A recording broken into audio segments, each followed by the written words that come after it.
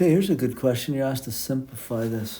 First thing I would do is to, because I have common bases here and here, I would, since I'm dividing, I'd subtract exponents.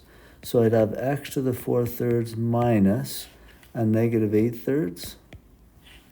And then it'd be y to the 2/3 minus 1/2.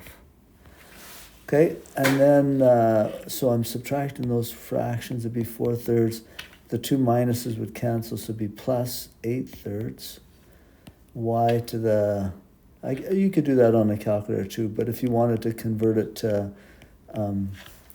common denominator, you could do that. So this would be, now I add, they're both thirds, so 4 plus 8 would be 12. And then y to the 1/6.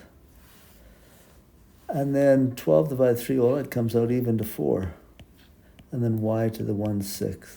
So that's probably how I'd leave my answer. If they want you to convert a fractional exponent to a radical, you could rewrite it as x to the 4th, and then this would be the 6th root of y to the 1st. And usually we don't put the first in there. Hopefully that helps you.